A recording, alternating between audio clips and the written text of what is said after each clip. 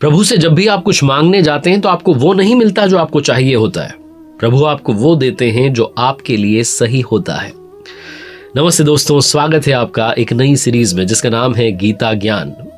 जितनी मेरी समझ है श्रीमद् भगवत गीता की यथार्थ व्याख्या, यथार्थ गीता को पढ़ने के बाद में उसमें से सार समझाने का प्रयास आपको कर रहा हूं ताकि आपके मन में जिज्ञासा पैदा हो अपने शास्त्र को पढ़ने की। श्रीमद् भगवत गीता के दूसरे अध्याय से क्या सीखा जा सकता है, आज इस वीडियो में सेकंड चैप्टर की बात होगी। इसका नाम सांख्य योग बताया गया, लेकिन स्वामी जी जो हमारे परमहंस स्वामी श्री अड़गड़ानंद जी महाराज हैं, जिन्होंने की यथार्थ गीता लिखी है, वो कहते हैं कि ये सांख्य योग नामक अध्याय नहीं, ये कर्म जिज्ञासा नामक अध्याय है। क्योंकि इस चैप्टर में आपके मन में भी एक जिज्ञासा पैदा होगी कि कर्म आखिर है क्या, जिसके लिए भगवान श्री कृष्ण कहते हैं कर्मण्येवाधिकारस्ते मां फलेषु कदाचन, सिर्फ कर्म करो, फल की चिंता मत करो। वो कर्म कौन सा है?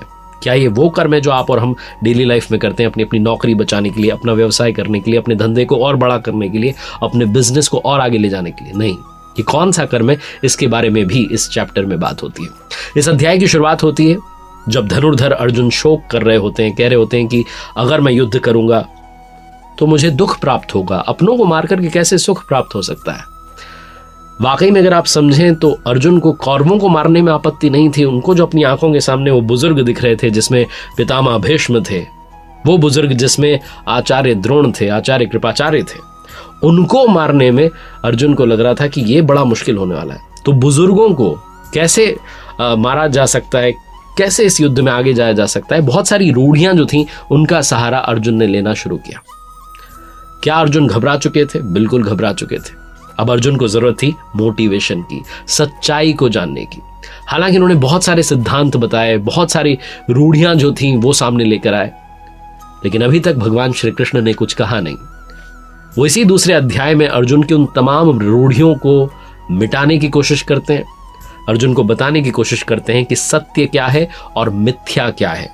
वो क्या है जो हमेशा शाश्वत रहने वाला है, जो आज में है वो कई बार मिथ्या होता है क्योंकि वो कल नहीं था और ना ही आने वाले कल में होगा। जो वर्तमान है वो सिर्फ मिथ्या है क्योंकि ना तो वो पास्ट है, ना वो फ्यूचर में रहने वाला है, वो मिट जाने वाला है, वो समय के साथ चला जाने वाला है। लेकिन कोई है जो शाश्वत रहने वाला है। वो क्या है, वो भगवान श्री कृष्ण इस अध्याय में बताते हैं। और अर्जुन जो है, जब उन्हें समझ में आता है कि मैं बहुत सारी रूढ़ियों में घिर गया हूं, मेरे सामने जीवन की सबसे बड़ी चुनौती आ गई है, तो अर्जुन जो है वो भगवान श्री कृष्ण से कहते हैं शिष्यस्ते अहम शाधि माम त्वाम प्रपन्नम। जीवन में जब आप तमाम चुनौतियों में घिर जाते हैं तब आपको समझ में आता है कि जीवन का वास्तविक अर्थ समझने के लिए मुझे किसी योग्य सदगुरु की आवश्यकता है, किसी आध्यात्मिक गुरु की आवश्यकता है। और अर्जुन के सामने तो साक्षात भगवान स्वयं खड़े थे, इसलिए कह देते हैं अर्जुन शिष्यस्ते अहम शाधि माम त्वाम प्रपन्नम। आइए आगे बढ़ते हैं और इस अध्याय को विस्तार में समझते हैं। जब धनुर्धर अर्जुन एक के बाद एक रूढ़ियां गिनाने लगे, कहने लगे कि बहुत सारा नुकसान होने वाला है, सिर्फ मैं ही नहीं आप भी पाप करने के लिए उद्यत हुए हैं, तो भगवान श्री कृष्ण ने अर्जुन से कहा, श्री भगवान उवाच न त्वेवाहम जातु नासम न त्वम नेमे जनाधिपा न चैव न भविष्यामः सर्वे वयमतः परम। न तो ऐसा है कि मैं यानी कि सदगुरु भगवान किसी काल में नहीं थे, और ना ऐसा है कि तू यानी कि अनुरागी अधिकारी यानी कि अर्जुन किसी और काल में नहीं होंगे, और ना ऐसा है कि जनाधिपाह यानी कि जो अहंकार जनों में पाया जाता है, जो कहीं राजसी प्रवृत्ति के लोगों में आ जाता है कि मैं सबसे बेहतर हूं, ये किसी काल में नहीं पाया जाएगा, ये हमेशा रहने वाला है। वो कहते हैं कि सदगुरु जो हैं, महापुरुष जो हैं, वो हर काल में विद्यमान होते हैं, कई बार लोग उन्हें पहचान नहीं पाते हैं। और अनुरागी जो हैं, जो भक्त है, वो भी सदैव विद्यमान रहता है। इस बात को और आगे समझाते हुए श्री भगवान उवाच कहते हैं भगवान श्री कृष्ण, देहिनो अस्मिन यथा देहे कौमारम यौवनम जरा तथा देहांतर प्राप्तिर धीरस तत्र न मुह्याति। जैसे जीवात्मा की ये जो देह है, जो शरीर है, इसमें हम बच्चे होते हैं, फिर बड़े होते हैं, फिर वृद्ध अवस्था आती है, वैसे ही ये जो आत्मा है अलग अलग शरीरों की प्राप्ति करती चली जाती है। कभी आप बालक थे, फिर धीरे धीरे युवा हुए, फिर आप मर गए, लेकिन क्या आप मर गए? आपका शरीर मर गया, आत्मा वही रही।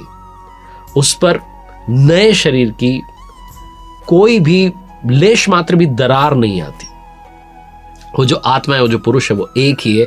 यही समझाने की कोशिश भगवान श्री कृष्ण करते हैं और ये कहते हैं कि ये जो कलेवरों का परिवर्तन है, ये जो बॉडी का चेंज है, इस बॉडी से उस बॉडी में, ये चलता रहेगा जब तक इस चेंज से आगे की वस्तु नहीं मिल जाती।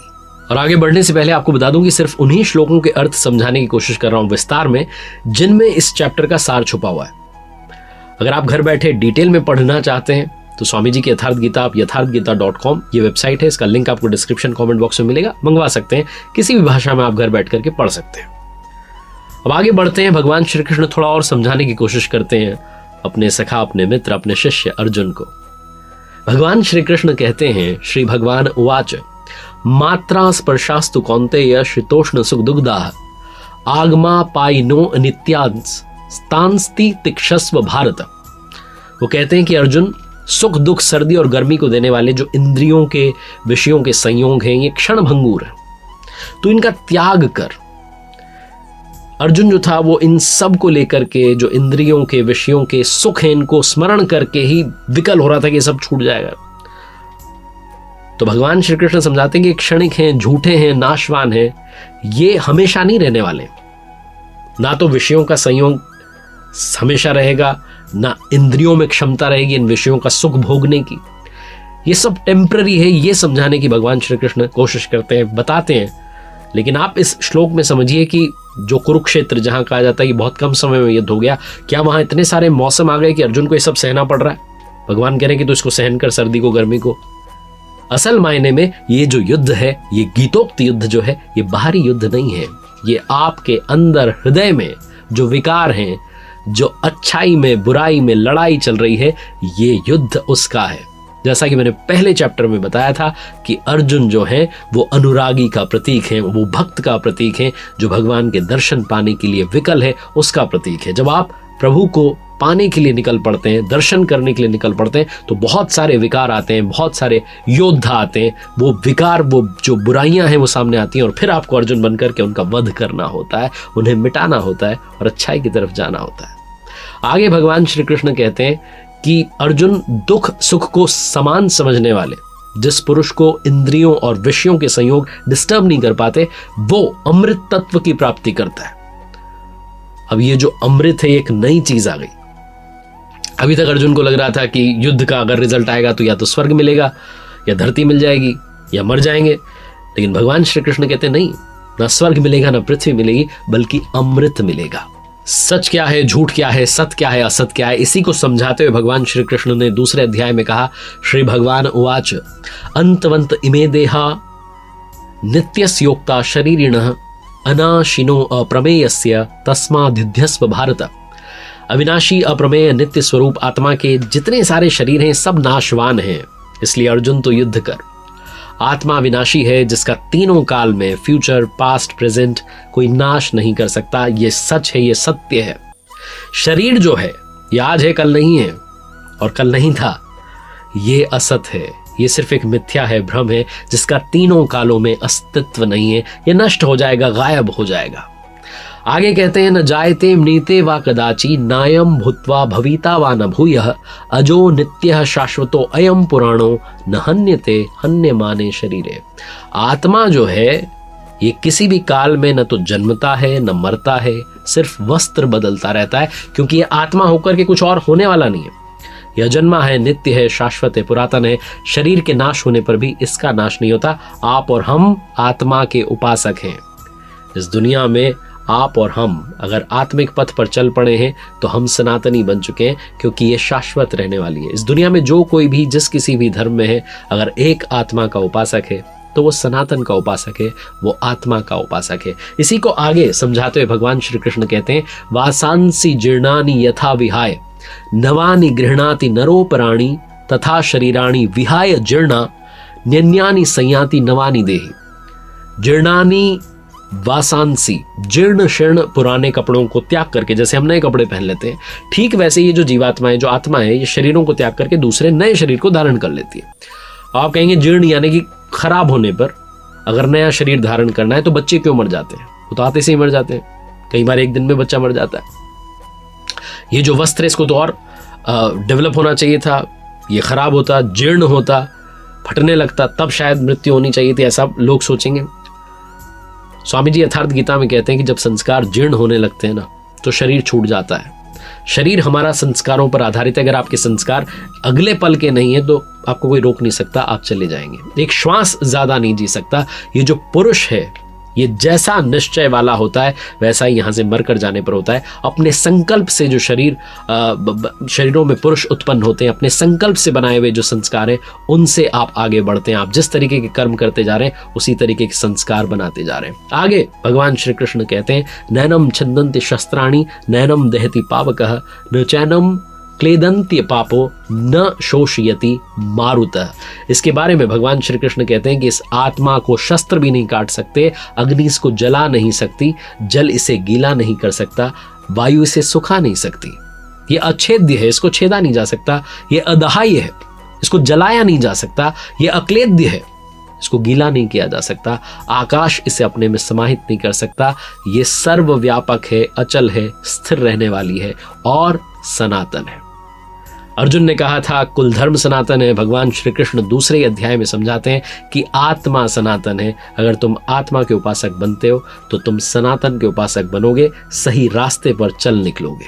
अब अगर आप मान लीजिए किसी से कहते हैं कि ये काम करना है तो आप उसे उसके फल के बारे में बताते हैं कि भाई ये काम करोगे तो ये तो मिल ही जाएगा तुम्हें, तो थोड़ा सा मोटिवेशन जो है चाहिए होता है, रिवॉर्ड्स बताने होते हैं। तो भगवान श्री कृष्ण भी अपने शिष्य अर्जुन को मोटिवेट करते हैं, कहते हैं कि हतो वा प्राप्स्यसि स्वर्गम जित्वा वा भोक्ष्यसे महीम तस्मादुत्तिष्ठ कौन्तेय युद्धाय कृतनिश्चय। इस युद्ध में युद्ध करते करते मर जाते हो तो स्वर्ग प्राप्त करोगे, और अगर जीत जाते हो युद्ध करते करते तो महामहिम की स्थिति प्राप्त करोगे। इसको थोड़ा डिफाइन करता हूं। लोगों को ऐसा लगता है कि आकाश में स्वर्ग है। लोग ये मानते हैं कि आकाश में कहीं स्वर्ग है, वहां हमें जगह मिल जाएगी। नहीं, हमारे स्वामी जी यथार्थ गीता में कहते हैं कि स्वर में विचरने की क्षमता रहेगी। स्वर्ग जो है उसका मतलब है कि आप स्वर में विचरण करने की क्षमता प्राप्त कर लोगे। ध्यान में जब बैठो तो ध्यान लगा पाओ, ये क्षमता, ये कैपेबिलिटी आपकी आ जाएगी। ये भगवान श्री कृष्ण अर्जुन से कह रहे हैं कि तुम स्वर्ग प्राप्त करोगे अगर इन विकारों के साथ जो युद्ध लड़ रहे हो, काम क्रोध लोभ मोह के साथ में, अगर इस युद्ध में तुम हार जाते हो तो इतना तो है कि तुम इस सही रास्ते पर चल करके उतनी ताकत पालोगे कि स्वर्ग में विचरण कर पाओगे। और अगर मान लो जीत जाते हो तो महामहिम महान ब्रह्म की जो उपाधि है वो जो स्थिति है जिसे मोक्ष कहते हैं वो प्राप्त कर लोगे। अब आगे बढ़ते हैं और दो तरह की जो बुद्धि है, जो दो तरह का योग है जिसके बारे में श्रीमद् भगवद गीता में कहा गया उसके बारे में बात करते हैं। श्री भगवान उवाच एषा ते अभिहिता सांख्ये बुद्धिर्योगे त्विमां शृणु बुद्ध्या युक्तो यया पार्थ कर्म बंधम प्रहास्यसि। वो कहते हैं कि ये जो बुद्धि जो अभी अभी मैंने कहा आपको कि स्वर्ग प्राप्त कर लोगे और महामहिम की स्थिति, जीतने पर हारने पर स्वर्ग, ये ज्ञान योग मैंने आपको कहा। कौन सी बुद्धि दी? कि यही कि युद्ध करना है। युद्ध यानी कि कर्म करना है, कर्म यानी कि ध्यान करना है। ये सब आगे डिफाइन होगा।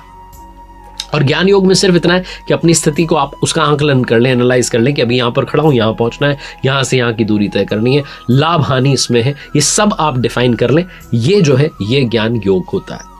लेकिन अब दूसरे योग की बात करते हैं। भगवान श्री कृष्ण कहते हैं कि अब तुझे निष्काम कर्म योग के बारे में बताता हूं। नेहा भी क्रमनाशो अस्ति प्रत्यवायो न विद्यते स्वल्पमप्यस्य धर्मस्य त्रायते महतो भयात।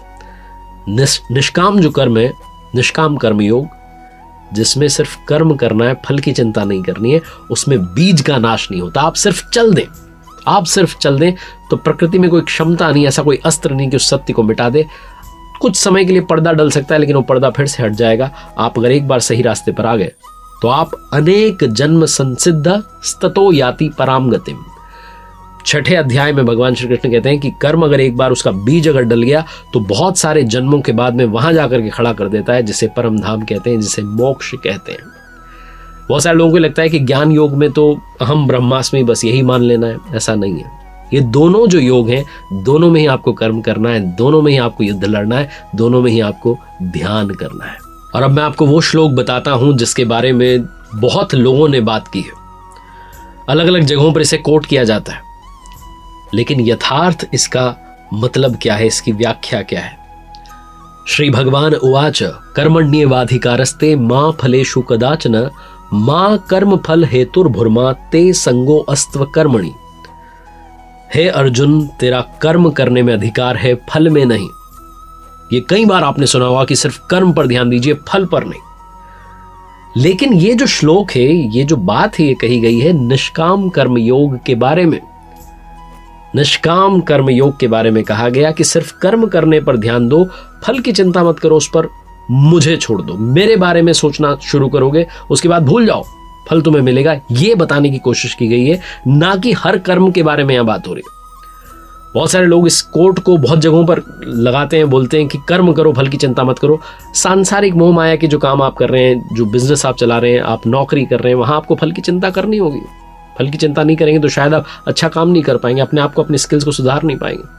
लेकिन यहां भगवान श्री कृष्ण अपने शिष्य अर्जुन से कहते हैं, सखा से कहते हैं कि हे अर्जुन, कर्म करने में अधिकार रखो, फल की चिंता मत करो। और साथ में भी कहते हैं कि अकर्म में, यानी कि कर्म नहीं करना है, इसमें आसक्ति पैदा मत करो कि मैं तो कर्म ही नहीं करूंगा, सब कुछ आप पर छोड़ दूंगा। ऐसा नहीं है, तुम्हें सिर्फ कर्म करना है, तुम्हें सिर्फ ध्यान करना है। फल की चिंता नहीं करनी है कि मुझे महामहिम की स्थिति मिलेगी, स्वर्ग मिलेगा, वो सब मुझ पर छोड़ दो। ये भगवान श्री कृष्ण कहते हैं कि जब आपने ध्यान करना शुरू किया निष्काम कर्म योग के जरिए, इस माध्यम से, तो फिर आप फल की चिंता मत करो। ये इस श्लोक का यथार्थ सार है। अब आगे बढ़ते हैं और आपको समझाने की कोशिश करता हूं कि किस काल में, किस समय पर वो वैराग्य जो है वो प्राप्त होता है, वो स्थिर बुद्धि आती है। तो इसके बारे में भगवान श्री कृष्ण कहते हैं, श्री भगवान उवाच यदा ते मोह कलिलम बुद्धिर व्यतीत त्रिष्यति तदा गंतासि निर्वेदम श्रोतव्यस्य श्रुतस्य च। जिस समय में जो भी साधक है, जो भी उस रास्ते पर चला है, उसकी बुद्धि जो मोह वाला दलदल है उसे पार कर लेती है, बिल्कुल भी मोह नहीं रह जाता, न परिवार में, न प्रतिष्ठा में, न धन में, सबसे लगाव टूट जाता है। उस समय जो सुनने योग्य बातें हैं, जो चलने योग्य रास्ता है, उसके बारे में समझ डेवलप होती है, वैराग्य को प्राप्त होने लगता है, उसे आचरण में ढालने की बात आने लगती है। इसीलिए भगवान श्री कृष्ण कहते हैं कि जब मनुष्य मन में जितनी भी कामनाएं हैं उन्हें त्याग देता है, तब जाकर के वो आत्मा का दिग्दर्शन कर पाता है, आत्माराम बन पाता है। लेकिन साथ में उसे चेतावनी भी देते हैं अपने शिष्य को। धनुर्धर अर्जुन से कहते हैं कि जिस तरीके से जल में नाव को जो हवा होती है वो हरण करके ले जाती है, उस मंजिल से दूर कर देती है, तेज हवा आती है और नाव दूर हो जाती है टारगेट से, ठीक वैसे ही ये जो विषयों में विचरण करती हुई इंद्रियां हैं, जिस इंद्री के साथ में मन रहता है, वो एक ही जो इंद्री है उस पुरुष की बुद्धि को हर लेती है। इसलिए लगातार योग का आचरण करना, लगातार ध्यान में लगे रहना बहुत ज्यादा अनिवार्य है, अगर आप साधक बन चुके हैं, उस रास्ते पर चलना चाहते हैं। और आखिरी में भगवान श्री कृष्ण कहते हैं कि किस तरीके के मनुष्य मुझे प्रिय हैं। वो बताते हैं कि विहाय कामान्यः सर्वान् पुमांश्चरति निस्पृह निर्ममो निरहंकारः स शान्तिमधिगच्छति। जो पुरुष संपूर्ण कामनाओं को त्याग करके, इच्छाओं को त्याग करके, निर्ममः, मैं और मेरे के ये जो भाव है इसको छोड़ करके, अहंकार को छोड़ करके अपने जीवन में योग साधना को बरतता है, वो उस परम शांति को प्राप्त होता है, जिसके बाद में कुछ भी पाना शेष नहीं रह जाता है।